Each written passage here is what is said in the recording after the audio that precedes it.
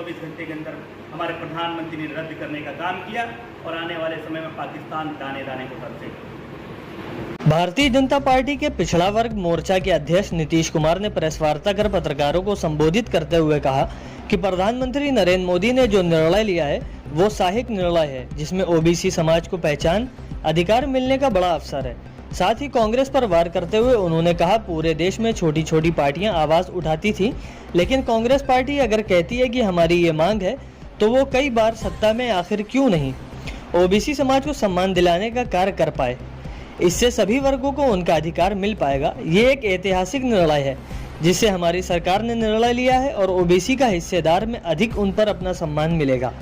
चाहे वो आरक्षण का मुद्दा हो, चाहे वो परियों में टिकट का मुद्दा हो, हम पिछड़े वर्ग के लोग 70 से 75% हैं और हमें हमारा अधिकार मिलना चाहिए। वर्तमान सरकार ने ओबीसी आयोग का गठन कर हमारे अधिकार और हमें सुरक्षा प्रदान की, जिसमें हम अपनी मांगों को उठाकर अपनी समस्याओं का निस्तारण कराते हैं। जिला अध्यक्ष नीतीश कुमार गुप्ता ने पहलगाम हमले पर कहा कि ये देश की रिस्मत पर हमला है और हमारी जल सेना, वायु सेना, थल सेना तीनों सेनाएं मिलकर इसका प्रतिरोध लेंगे और पाकिस्तान के आतंकवाद को मिट्टी में मिला दिया जाएगा।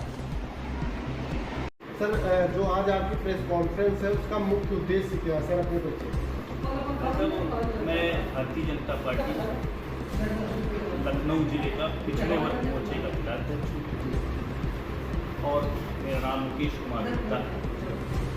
आज जो ये प्रेस कॉन्फ्रेंस का कार्यक्रम रखा गया है पार्टी की तरफ से, उसमें मुझे रहने के लिए कहा गया पार्टी की तरफ से। मैं उपस्थित हूँ आप सभी के सामने। इसका उद्देश्य है हमारे प्रधानमंत्री आदरणीय श्री नरेंद्र मोदी जी एक कैबिनेट बैठक कर एक प्रस्ताव पास किया जिसमें जातीय गणना पूरे देश में काफ़ी समय से सारे राजनीतिक दल कहीं ना कहीं छोटा छोटा यूहा तरीके से छोड़ देते थे कि जातीय जनगणना होनी चाहिए पार्टी से। सर, राहुल गांधी तो कहते हैं कि हमारी मांग पर ये लागू किया गया है। बिल्कुल आपका कहना सही है कि राहुल गांधी कहते हैं मेरी मांग पे किया गया, लेकिन राहुल गांधी जी से हम ये पूछना चाहते हैं, देश की पूरी जनता पूछना चाहती है कि 3 बार उनके दादा दादी माता पिता इस देश के प्राइम मिनिस्टर रहे और फुल फ्रेश सत्ता में रहे, क्या उनको तब ये ख्याल नहीं है कि जातीय जनगणना देश के अंदर होनी चाहिए? देश के अंदर सभी को पता चलना चाहिए कि हमारे वर्ग के लोग कितने लोग हैं। सारे राजनीतिक दल आज के समय से लेकर के और उनके दादा दादी के समय तक यही राजनीति करते रहे, जाति और संप्रदाय की राजनीति कर पूरे देश को विभाजित करने का कार्य किया इस कांग्रेस सरकार। आज अगर हमारे प्रधानमंत्री आदरणीय नरेंद्र मोदी जी ने इतना बड़ा साहसिक, मैं तो कहूँगा साहसिक और एक 56 इंच सीने वाले प्रधानमंत्री का साहसिक कदम है, क्योंकि लोग तो कहते हैं जिस दिन ही विपक्ष कहता है कि जिस दिन जातीय जनगणना होकर सामने आएगी तो भारतीय जनता पार्टी बिखर जाएगी। सर, एक आमतौर पर देखा गया कई गुटों ने जो है आंदोलन किया कि जिसकी जितनी संख्या हमारी उसकी उतनी भागीदारी। क्या वास्तव में ये जातीय जनगणना से भागीदारी सुनिश्चित की है? बिल्कुल। देखिए, हमारी पार्टी का आपने देखा होगा जब से हमारी सत्ता आई 2014 से केंद्र तो आदरणीय प्रधानमंत्री नरेंद्र मोदी जी के सानिध्य में पूरा देश उनके साथ कंधे से कंधा मिलाकर खड़ा होता है किसी भी परिस्थिति में। तो प्रधानमंत्री जी ने भी सोचा है कि हम अपने नागरिकों को ऐसा अधिकार दें जिससे वो गर्व से कह सके कि हमने जितना कार्य किया है, जितना हमको मिलना चाहिए, भागीदारी, साझेदारी, हिस्सेदारी, वो पूरी हमें मिले।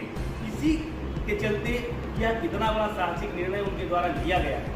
हम सब इसका वंदन अभिनंदन करते हैं हृदय की गहराइयों से, क्योंकि ओबीसी समाज कहीं ना कहीं आप देखते होंगे कि ओबीसी समाज सरकारें बनाता चला आया है और आप प्रतिशत जो गिनती में आता है उस प्रतिशत को भी देख लीजिए, आपको 70 से 75% ओबीसी समाज की भागीदारी रहती है। उसके बाद अगर आप देखेंगे आरक्षण का मामला आता है, चाहे वो नौकरी में आता हो, चाहे वो नेता नगरी में आता हो, चाहे वो विधायक एमएलसी के टिकट में आता हो, कितनी हिस्सेदारी मिलती है। इससे साफ हो जाएगा कि जितनी जिसकी भागीदारी उतनी उसकी हिस्सेदारी। अखिलेश जी कहते हैं कि हमने कई जो है ओबीसी कास्ट के लोगों को एससी में शामिल किया, तो उससे कहीं ना कहीं ओबीसी समाज का फायदा हुआ। लेकिन वर्तमान सरकार क्या कर रही है? देखिए, वर्तमान सरकार ने जो आपका ओबीसी आयोग का गठन कब हुआ, 20 साल पहले हुआ, लेकिन आज तक उसको कभी जो है उस गठन को दर्जा नहीं प्राप्त किया। हमारी सरकार आई 2019 में, ओबीसी आयोग के गठन को दर्जा प्राप्त किया गया। हमारा एक आयोग का प्रबंधक होता है, उसे कैबिनेट मिनिस्टर का दर्जा प्राप्त होता है। ओबीसी समाज का कोई भी व्यक्ति अपनी समस्या ले जा करके उस गठन आयोग में रख सकता है। उसकी समस्या का समाधान हमारी पार्टी द्वारा, हमारे संगठन द्वारा, हमारी सरकार द्वारा किया जाता है। सर, अभी एक पोस्टर वायरल हुआ जिसमें देखा गया कि अखिलेश जी की फोटो और अम्बेडकर जी की फोटो साथ में जो है उनके समर्थकों ने दर्शाई।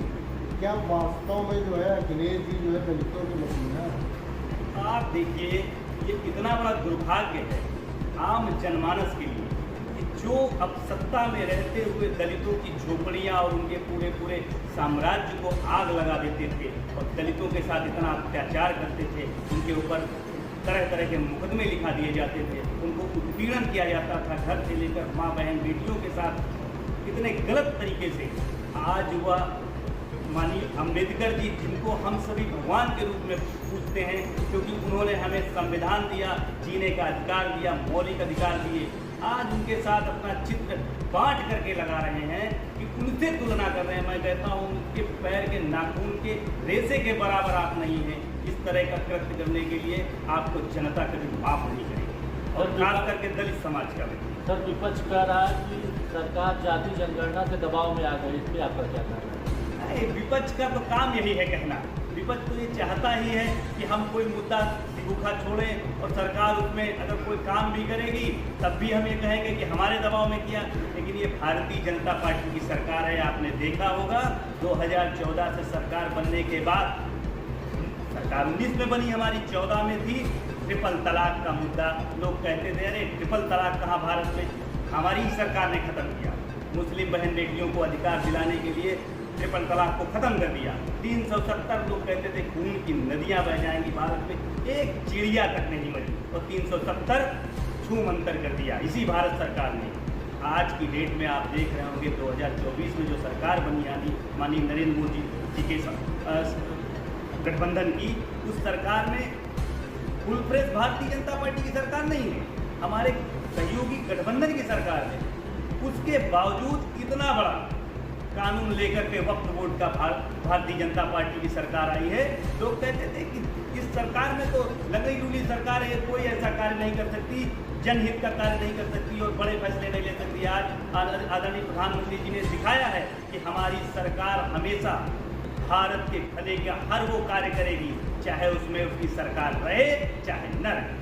क्या आपको लगता है मंदिर और मस्जिद मुद्दे से, मंदिर बनने से मंदिर और मस्जिद का मुद्दा खत्म हो गया, उसी तरीके से जाति जनगणना होने से और जो हर पार्टी जो है जातियों पर निशाना साध करके अपना झोली भरती है, क्या ये मुद्दा खत्म हो जाएगा? बिल्कुल, मैं इस बात को मानता हूँ कि जाति की राजनीति नहीं होनी चाहिए। अगर आप जाति की राजनीति करने पे आए हैं तो उस जाति संप्रदाय के लिए आपने किया क्या?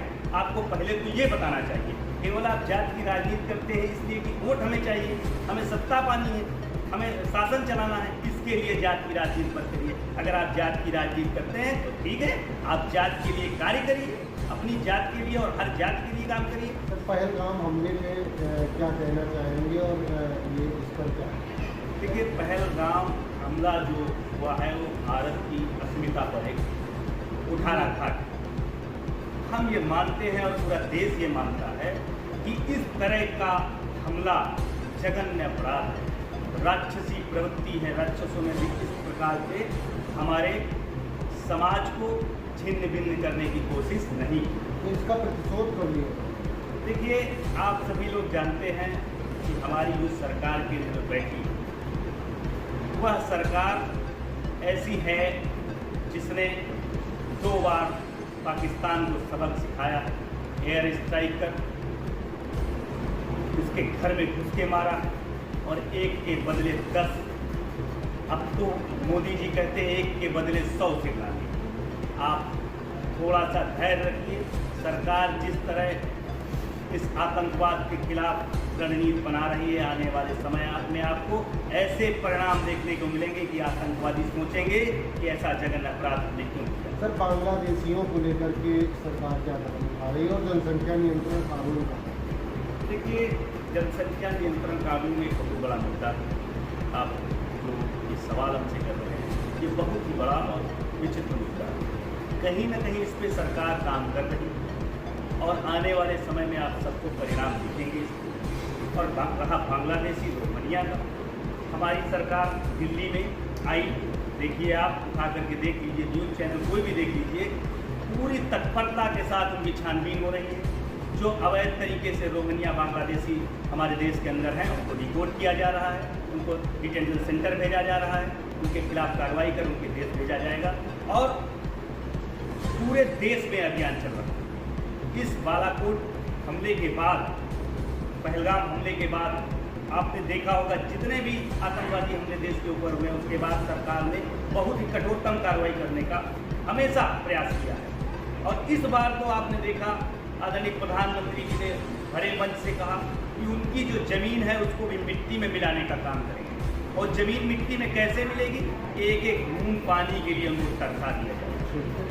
हाल प्रभाव से 24 घंटे के अंदर हमारे प्रधानमंत्री ने रद्द करने का काम किया और आने वाले